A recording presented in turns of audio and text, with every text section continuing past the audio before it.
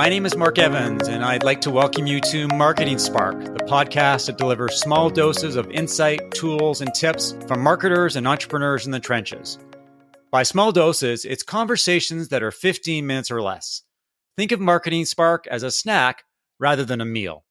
On today's show, I'm talking with James Carberry, the founder of Sweetfish Media, which produces podcasts for B2B brands. James is also one of the hosts of B2B Growth, a daily podcast for marketers. Welcome to Marketing Spark. Thank you so much, Mark. I'm pumped about this conversation, man.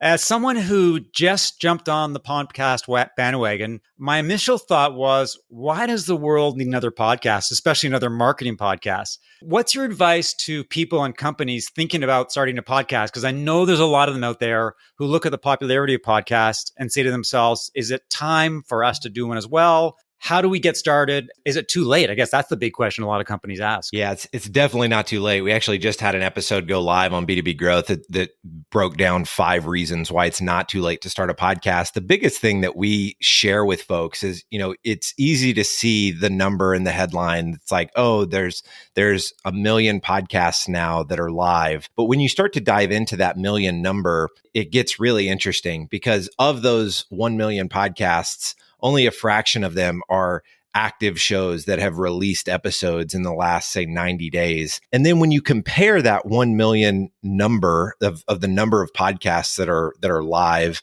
to the number of YouTube channels, it's actually pretty daunting. There's 30 million YouTube channels that are active and going today. There's a ubiquitous number of blogs, and no company is saying, no, we don't want to do video or we don't want to do written content.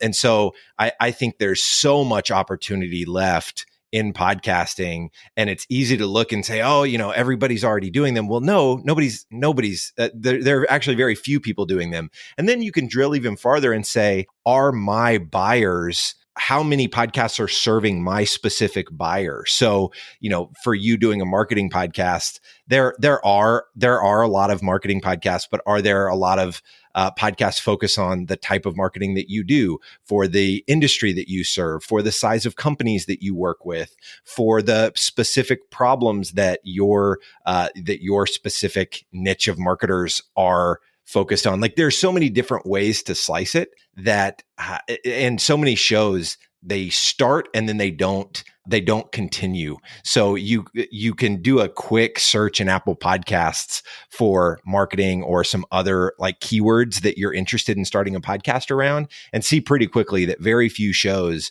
are consistent. And that's, I think, where you have an opportunity to win. And very few shows really niche on a more specific topic. So for us, it's B2B marketing. So that's one level deeper than just marketing in general. And it's really worked well for us. We do a daily show, and we're actually doing multiple episodes a day now, and it's allowing us to stand out. And we rank for the term B2B in Apple Podcasts. So there are always little tweaks you can make to really stand out. And I think there's a ton of opportunity. I think what I find interesting when I talk to some of my B2B clients, I raise the idea of a podcast, particularly since I launched a podcast. I'm very enthusiastic about the format. And it's interesting on a couple of fronts. One is, most of them have never considered doing a podcast. Kind of takes them by surprise, and they do a double take.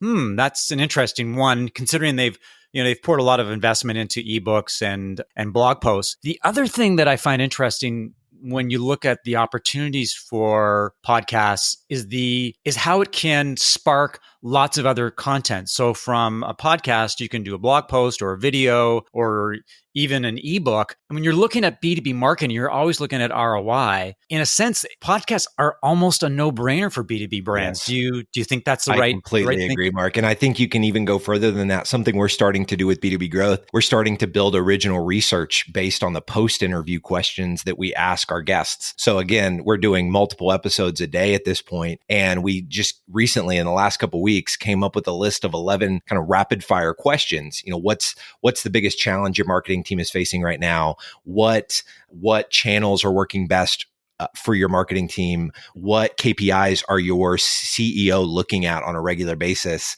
Asking questions like that, we we don't put that in the podcast itself, but it's immediately following the podcast interview with our guest. We're going to roll that content up into original research. I'm sure we'll use some of it for top of funnel stuff. We'll ungate it. And then some of it we're actually going to productize and sell this original research to the marketplace because people are hungry for this kind of data.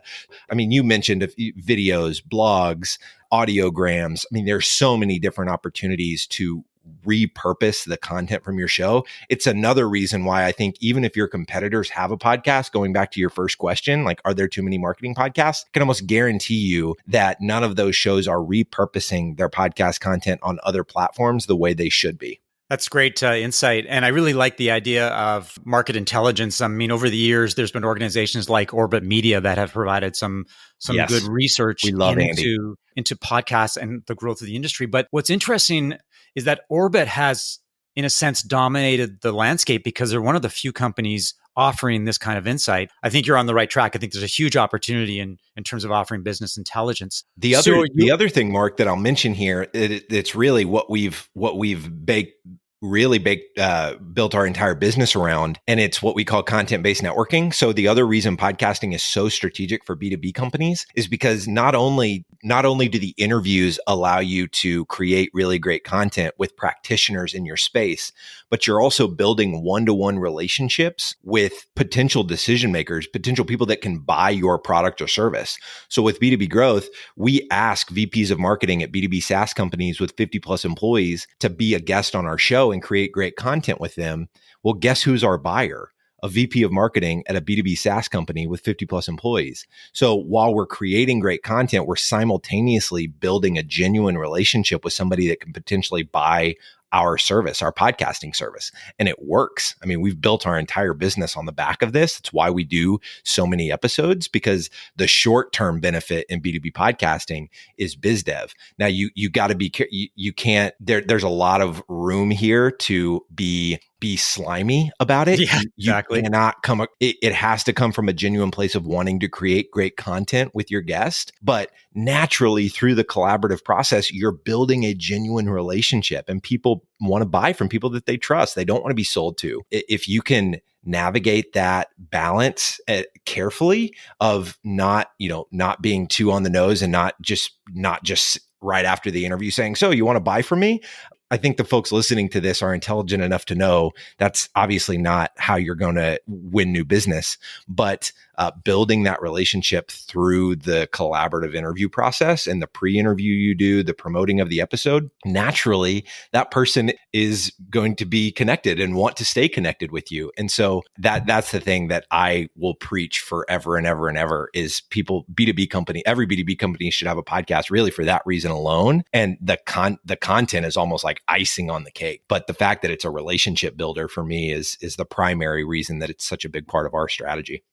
Yeah, well, that's an excellent point, particularly when you consider that it's so hard to connect with people. I mean, there's a lot of discussion these days about the value of MQLs. There's a lot of discussion about how more B2B brands are focused on account-based marketing because they're looking to become more focused and try to develop those relationships. When you look at podcasting, again, it's a bit of a no-brainer. So You're a B2B company, you're interested in podcasting. In theory, you like the concept. How do you get started? And what are some of the keys to success? Now, granted, that's a loaded question.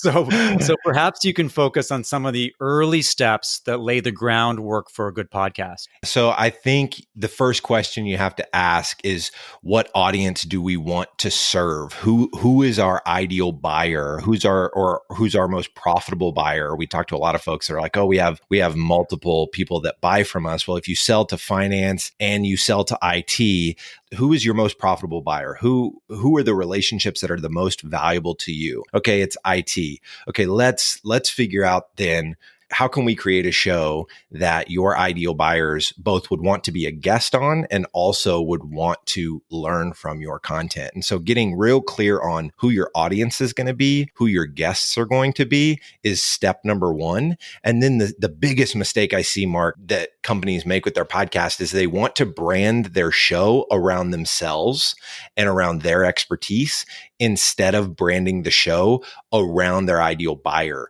So if you're selling, let's say you sell finance some sort of finance tool, your expertise is finance, but you're selling it to entrepreneurs, you shouldn't brand the show around finance. You should brand the show around the persona of your ideal buyer, which is entrepreneurs. What that does is it allows you to actually go interview your ideal buyers and tap into their expertise. It allows you to understand your buyer better, and it allows you to create content that other buyers are actually going to want to consume, as opposed to creating content around your expertise, which a lot of people think they need to do because they need to establish authority and establish that they know what they're talking about. But to really see results from B2B podcasting in the way we advocate for, which is both one-to-one relationships with guests, as well as the reach that the content can get, it's really focusing on branding the show around your buyer persona, around that ideal person that you ultimately want to work with. If you name your show around you and not them, you're getting off on the wrong foot, and it's going to stunt, I think, the potential that you have to actually grow your business through your podcast. The other question would be, once you've established those foundations, how do you determine the right kind of content? I guess maybe the other way to putting it is, how do you make sure your content is good and that it's serving the needs of your target audience? Yeah. So this is actually something that we're really starting to press into now. We're starting to build a methodology, what we call POV discovery. And this POV stands for point of view. And so what we're starting to do with the guests on our show is we go through a pre-interview process for them. It's usually a 15-minute call. Sometimes it goes a little bit over. But what we're trying to do is figure out this guest, for in our context, again, we sell to marketing executives. So we're talking to a VP of marketing at a B2B SaaS company. And on the pre-interview, I'm asking them questions like this. I'll say, so-and-so, what is a commonly held belief in B2B marketing that you just passionately disagree with? And then I just shut up and let them talk. And sometimes they'll have something that like really is like, oh my gosh, I wish people that understood attribution, in the way that I've learned to figure it out or learn to think about it. Or they'll talk about ABM, or they'll talk about something that they think is like grossly underrated. They'll get really excited. And then sometimes they won't really, they're like, yeah, I don't really know. And so I'll go on to another question. I'll say, hey, what is something that, B2B marketers are doing right now that they should stop doing immediately? and so, or the flip end of that question is, what's something that every B2B marketer is, it's what are they doing now that they should stop doing, or what are they not doing that they should start doing? And it's asking questions like that will actually allow you to figure out what's the unique point of view of your guest. And when you can touch on something that they get really fired up about, you now press into that and you start to, that like, man, I can build an interview around this topic because this person has a lot of passion around it. And now we phase them into what we call our what, why, and how framework, which is, okay, what are some, unpack the idea that you have a differentiated point of view on, talk about why this is, in your opinion, the right point of view, the right way to think about this. And then let's talk about how have you implemented this in your organization? What were some of the processes that you guys created? How did you actually bring this to life? And so the combination of the POV discovery with the what, why, and how questions ends up allowing you to create really, really good content, even though it's not coming from your brain, it's coming from a guest. In theory, that sounds like a great approach, and it's definitely something that I'm going to borrow from you. The other thing that I wanted to ask you is that personally, and this may be something that I've only experienced, that creating a podcast is pretty easy. I mean, the actual reaching out to people, interviewing people, editing the audio is relatively easy. The hard part, like anything, is promotion and distribution, because you can create something, but it doesn't really matter if no one reads it or listens to it or watches it. So maybe you quickly can give people a few tips on how to make the world aware of all the great work that you're doing. So the biggest growth channel for B2B growth has been organic search within Apple Podcasts. And so many people sleep on podcast SEO within the podcast channels. But when people search B2B in Apple Podcasts, they find our show. When you are naming your show, I always recommend you name your show in a way that is clear and concise and not cute and fancy. So many people want to name their show around one of their core values or something that is not getting searched in podcast search engines. For us, we noticed that we were ranking for people searching B2B, but when people searched B2B marketing or marketing, we were nowhere to be found. So we actually added a tagline to our show name in Libsyn, which is the host that we use to host our podcast. And so now it's B2B Growth : your daily B2B marketing podcast. Through that, we actually started ranking in Google for B2B marketing podcasts. And we also started ranking for B2B marketing in Apple Podcasts itself. The majority of that SEO is going to come from the name of your show and the name or the subtitle of your show. So that's one way to do it. Another way to do it is to be a guest on other podcasts by doing like kind of almost like a tit for tat, like, hey, I'd love to be a guest on your show, have you on my show. That's a great way to do it. You can do that with like co-promo spots. We've done that with the Marketing Book podcast, where we said, hey, we'll talk about your show for a month if you talk about our show for a month. Co-promos work, being a guest on other podcasts work, repurposing your content into micro videos on LinkedIn or just other types of content on LinkedIn work really well. We actually create a company page specifically for our show. And anytime we talk about the show, we make sure to mention the company page. And so people can click through, see it, go to the, and end up going to the website and subscribing to the show from there. So getting active on LinkedIn, which I know you're doing really well already, Mark, would be a great way for you to get more eyes and ears on your show. And then the other thing, I mean, it's much more of a traditional approach, but it's paying for mentions on larger shows. So if you want to go to podcasts in your industry, or maybe podcasts that are a little bit outside your industry, but a lot of people in your industry listen to it, you can always pay those shows to do an ad spot for your podcast on their podcast. And because all of those people consuming it already listen to podcasts, it's a really good medium for growing your audience. Those are a few quick things that marketers can think about as they're trying to figure out distribution. One final question. Talk to me a little bit about Sweetfish Media. What's the company's history and what does it do to help B2B companies with podcasting? We produce podcasts for B2B brands. So we do all the guest outreach. We can help our customers come up with episode plans. We do all the audio engineering, the repurposing of the content into videos. We really help our customers stay consistent with their show. We found that a lot of brands that try to take this on in-house, they don't have the bandwidth. They're working on a lot of different things. We can help take all of the kind of the day-to-day block and tackling that needs to happen for your show to stay consistent. And we take that off companies. We take that off of our customers and onto ourselves. And we've gotten really, really good at it. So we help launch and produce shows for about 80 customers right now. And like I said, we're working with a lot of B2B SaaS companies. And if I had to be honest with you, I think that I've just got a 20-minute free consultation on how to create and market a podcast. So I appreciate that. Thanks for listening to another episode of Marketing Spark. If you enjoyed the conversation, please leave a review as well as subscribe via iTunes or your favorite podcast app. If you have questions, feedback, would like to suggest a guest, or you're looking for help with B2B marketing, send an email to mark@markevans.ca. Talk to you next time.